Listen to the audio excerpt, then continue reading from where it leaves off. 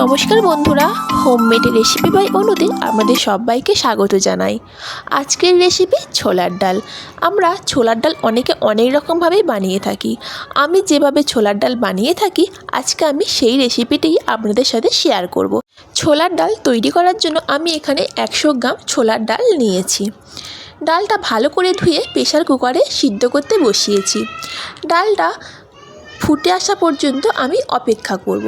ডালটা ফুটে এলেই আপনারা দেখতে পাবেন ডালটা থেকে এরকম অনেক গেঁজো বেরিয়েছে। এটা হচ্ছে ডালের নোংরা। এই গেঁজোটা আমি ফেলে দেব।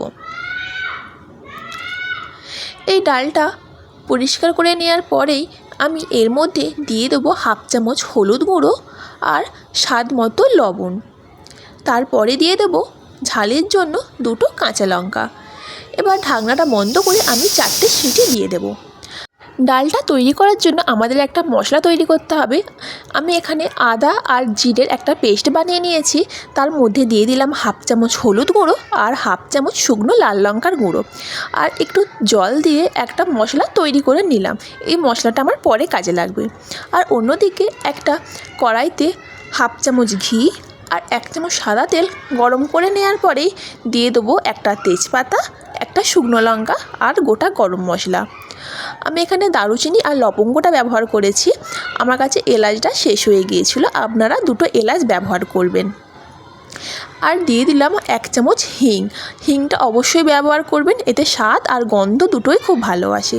আগে থেকে যে মশলাটা বানিয়ে রেখেছিলাম সেই মশলাটা দিয়ে একটু কষিয়ে নেব আদার কাঁচা গন্ধটা না যাওয়া পর্যন্ত। আর ওদিকে যে আমরা ডালটা সিদ্ধ করেছিলাম, ডালটা একবার চেক করে নেব ডালটা সিদ্ধ হয়েছে কি না। দেখুন ডালটা সিদ্ধ হওয়ার পরে ডালটা কিন্তু একদমই গলে যায়নি, গোটা গোটাই আছে। আর হাতের মধ্যে একটু চাপ দিলেই ডালটা খুব সুন্দরভাবে গলে যাচ্ছে। এর মানে ডালটা খুব সুন্দরভাবে সিদ্ধ হয়েছে। হাই ফ্লেমে 2টো আর লো ফ্লেমে 2টো আমি টোটাল 4টে সিটি দিয়েছিলাম। এবারে কষিয়ে রাখা মশলাটার মধ্যে ডালটা দিয়ে দিলাম জল সমেত। এবার এটা ফুটে আসা পর্যন্ত আমি অপেক্ষা করব। ডালটাতে মনে হচ্ছিল জলটা একটু কম হয়েছে, তাই একটু আমি জল অ্যাড করেছি। ডালটা ফুটে আসা পর্যন্ত অপেক্ষা করব। ডালটা ফুটে এসেছে। এবার তেজপাতা, শুকনো লঙ্কা যেগুলো দিয়েছিলাম সেগুলো তুলে ফেলে দেব। এতে ডালটা দেখতেও ভালো লাগবে আর খাওয়ার সময় মুখেও পড়বে না। তারপরে দেবো 1 চামচ চিনি আর 2টো চিড়ে রাখা কাঁচা লঙ্কা। এই কাঁচা লঙ্কাটাতে ঝাল হবে না, একটু ফ্লেভারের জন্যই কাঁচা লঙ্কাটা দিলাম। আর আপনারা যদি চিনিটা অপছন্দ করেন তো নাও দিতে পারেন, কিন্তু ছোলার ডাল একটু মিষ্টি হলেই খেতে ভালো লাগে। ডালটা হাতার সাহায্যে একটু চাপ দিয়ে ডালগুলো একটু আধভাঙা করে দেবেন, তাহলে ডালের গ্রেভিটা খুব সুন্দর আসবে। শেষে গরম মশলা আর ঘি দিয়ে পরিবেশন করুন এই ছোলার ডাল। এই সময় আমি গ্যাসের ফ্লেমটা বন্ধ করে দেবো, কারণ ডালে যে গ্রেভিটা আছে সেটা ঠান্ডা হয়ে যাওয়ার পর ডাল টেনে নেবে। আর আপনারা যদি এর থেকে একটু বেশি গ্রেভি রাখতে চান তাহলে এর আগেই ডালটা অফ করে দেবেন, কারণ ঠান্ডা হয়ে যাওয়ার পর ডালটা একদম শুকনো শুকনোই হয়ে যায়। লুচি, পরোটা, কচুরি যে কোনো কিছুর সাথে এই ডালটা খেতে লাগে অসম্ভব সুন্দর।